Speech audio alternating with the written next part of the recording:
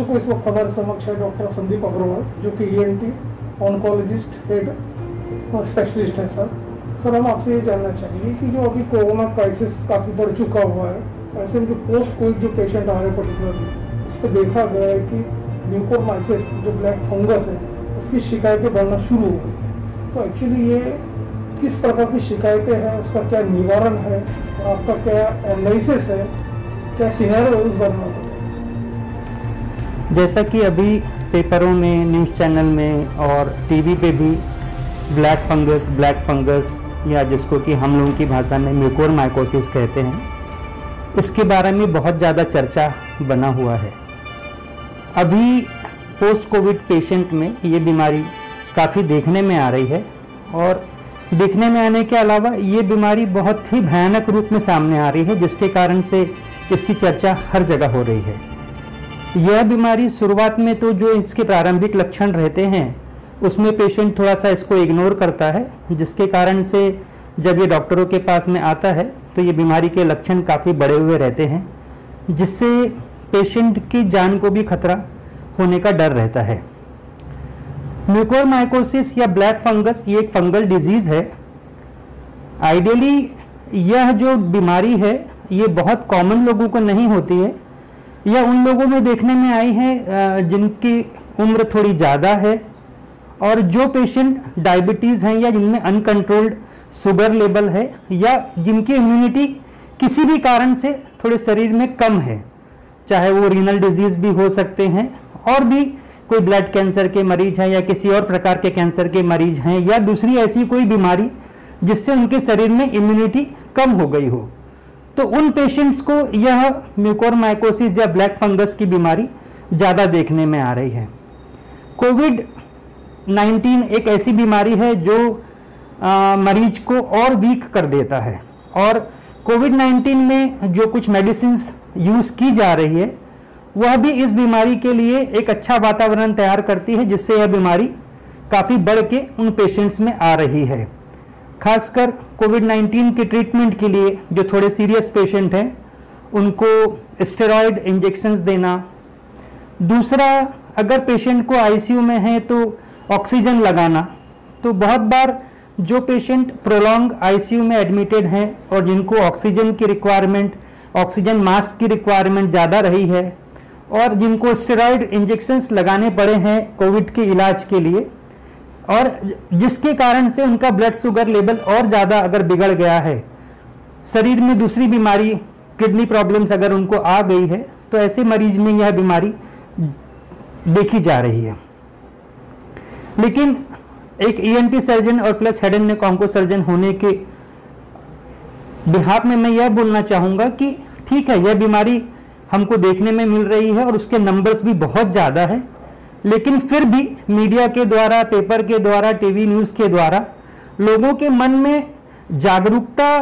पैदा करने के बजाय यह भय पैदा कर रही है। सर हम आपसे ये जानना चाहेंगे कि जो क्रोनिक पेशेंट है, पर्टिकुलरली कोमॉर्बिडिटी पेशेंट है, आज उनके दिलो दिमाग में एक डर समाया हुआ है। उनको ऐसा लगता है वैसे उनके ऑर्गन्स वीक हो चुके हुए, उनको लगता है कि ये जो नई बीमारी आ गई, जबकि उसकी इंजेक्शंस भी दुर्लभ है, मिल नहीं रहे, कॉस्टली है, तो इसका वहन कैसा कर पाएंगे, खर्चा कैसा कर पाएंगे, कहाँ से उसकी अवेलेबिलिटी रहेगी। और सेकंड थिंग, कुछ गवर्नमेंट ने भी इस पर रैशनिंग ला दी है, पर्टिकुलर ये जो म्यूकोरमाइसिस है उसके ट्रीटमेंट पे, कि उसका कंट्रोल इंजेक्शन की अवेलेबिलिटी पे, तो उस पर आपका क्या तर्क है? सर ये हम भी सुन रहे हैं और पेपर में बहुत बार ये खबर हमको भी जानकारी मिल रही है, लेकिन गवर्नमेंट की राशनिंग वाली कोई बात अभी तक सामने हमारे आई नहीं है, क्योंकि हमारे जो मेडिकल स्टोर्स वाले ओनर हैं उनसे भी जब भी बात करो तो उनका कहना है कि गवर्नमेंट के पास भी अभी ये इंजेक्शंस अवेलेबल नहीं है। तो राशनिंग की बात तो ये है कि अगर उनके पास अवेलेबल हो तो वो राशनिंग करेंगे, और राशनिंग करें बहुत अच्छी बात है, उससे एक तो रेट्स में कंट्रोल आ जाता है और जो एक्चुअल में सही पेशेंट है उसको ही ये दवाई मिल पाती है। बहुत बार अगर फ्रीली अवेलेबल हो, मतलब नहीं है, और लोग यहाँ वहाँ से अरेंजमेंट कर रहे हैं तो इसकी कालाबाजारी बहुत ज़ोर शोर से हो रही है, जिसको कि जैसे कि इंजेक्शन रेमडेसिविर के लिए गवर्नमेंट ने एक्शन लिया था, वैसे ही अभी हालत यह है कि उनको एम्फोटेरिसिन बी इंजेक्शंस के लिए भी वैसे ही कुछ सख्त कदम उठाने पड़ेंगे। सर ऐसे पेशेंट जिनकी इम्यून सिस्टम टोटली कोलैप्स हो गई, वीक है, ऐसे जो पेशेंट्स है जो म्यूकोरमाइसिस के शिकार हो रहे हैं, ऐसे लोगों की कितनी संख्या होगी, कितने ट्रेस हो आपके नजर? सर नंबर्स तो मैं एग्जैक्टली आपको नहीं बता पाऊंगा, लेकिन ये है कि अगर आप मुझसे बात करें तो आज ऑलमोस्ट 18 साल मेरी प्रैक्टिस को हो गई है। ये 18 साल की प्रैक्टिस में जितने म्यूकोरमाइकोसिस के केस मैंने पहले 17 सालों में या 17 साल और 6 महीने में नहीं किए होंगे, उतने ये 2 महीने में मैंने वो केसेस देखे हैं। तो म्यूकोरमाइकोसिस के केसेस पहले भी होते थे, ये कोई नई बीमारी नहीं है, लेकिन अभी ये जो है जिस तादाद में ये आ रही है तो ये सभी के लिए संकट का विषय है। मतलब हम डॉक्टर्स भी इसके ट्रीटमेंट और इसके मरीज को देखकर और उनका ट्रीटमेंट करने से हमें भी बहुत सारी दुविधाएं हैं। और सबसे खास बात तो ये है कि बहुत बार अगर डिजीज़ थोड़ी ज़्यादा एडवांस कंडीशन में हो तो 2-3 चीज़ें हैं। एक तो डिजीज़ एडवांस कंडीशन में है तो उसका रिजल्ट्स हम पेशेंट्स को कुछ बोल नहीं पाते हैं। ऑपरेशन करने के बाद, दवाई देने के बाद में भी उसका रिजल्ट 100% पेशेंट को मिलेगा ऐसा हम एश्योर नहीं कर पाते। दूसरी बात, इसमें 99% पेशेंट जो हैं वो पोस्ट कोविड हैं, और जैसा मैंने पहले भी बताया कि यह बीमारी नॉर्मली उन्हीं पेशेंट्स को हो रही है जिनका ब्लड शुगर लेवल या डायबिटिक पेशेंट है या इम्यूनो कॉम्प्रोमाइज्ड पेशेंट है, मतलब जिनकी रोग से लड़ने की क्षमता कम है। तो ये मतलब जो म्यूकोरमाइकोसिस का पेशेंट है उसको कोई ना कोई 1-2 बीमारी और साथ में है। तो ट्रीटमेंट में 2-3 हर्डल्स हैं। पहली बात तो कोविड का पेशेंट होने के कारण से उसके लंग्स की कैपेसिटी वैसे ही कम रहती है। दूसरा, ये ऑपरेशन में हमको पेशेंट को पूरी तरह से बेहोश करना पड़ता है,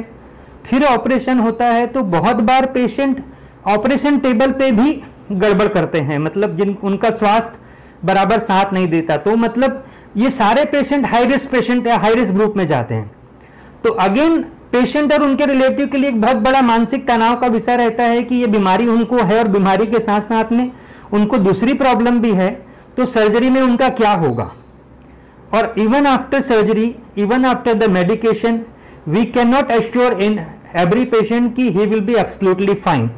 क्योंकि बहुत बार ऐसा देखने में आ रहा है कि साइनस का ट्रीटमेंट हमने कर लिया, साइनस का बीमारी तो पूरा क्लियर हो गया, लेकिन ऑल ऑफ ए सडन ये ब्लड के थ्रू या दूसरे अदर मीन्स से ब्रेन में चला जाता है। सर आप ये बताइए कि जो पोस्ट कोविड जो पेशेंट है पर्टिकुलरली, उन्होंने ये म्यूकोरमाइसिस डिजीज उनको हो ना, उसके लिए क्या क्या सावधानी बरतना चाहिए, क्या प्रिवेंशन का उसका रास्ता है, उस बारे में बताइए। प्रिवेंशन का तो सबसे बड़ा रास्ता एक ही है कि अगर जैसे आप पोस्ट कोविड पेशेंट हैं तो सबसे पहले इसके जो रिस्क फैक्टर हमने जो इसके पहले भी बताया आपको कि अगर आप डायबिटिक हैं तो आपका ब्लड शुगर अंडर कंट्रोल रहना चाहिए, चाहे किसी भी तरह से, चाहे वो इंसुलिन लेना पड़े, टैबलेट लेना पड़े। तो जो आपके फिजिशियंस हैं उनसे आपको कंसल्ट करके अपना blood sugar level under control रखना चाहिए। दूसरी बात, जो स्टेरॉयड इंजेक्शंस हैं या टैबलेट्स हैं उनका यूज़ बहुत ध्यान से करना चाहिए। तीसरी बात, अगर हमें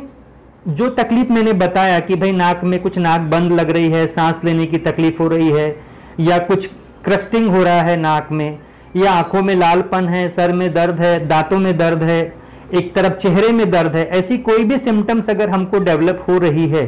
तो शुरुआती अवस्था में ही हमको डॉक्टर से कंसल्ट करना चाहिए। रही बात बचाव की, तो हम हर पेशेंट को उसको बचाव के लिए कोई दवाई नहीं दे सकते,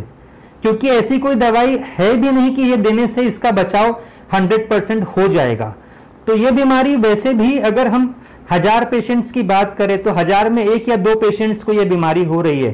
तो उसके रोकथाम के लिए 1000 पेशेंट्स को दवाई देना या उसके लिए इलाज करना मुझे नहीं लगता कि वो वर्थ है। मुझे तो ऐसा है मेरे हिसाब से कि हर पेशेंट ने थोड़ा ध्यान से अपना केयर लेना चाहिए और अपने शुगर लेवल और इम्यूनिटी को बढ़ाने के लिए जो चीज़ हो सकती है वो करना चाहिए, और शुरुआती अवस्था में ही हम अपने डॉक्टर्स को मिलना चाहिए। शुरुआती अवस्था के जो सिम्टम्स हैं उसको इग्नोर नहीं करना चाहिए, और अगर हमने शुरुआती अवस्था में ही इसका इलाज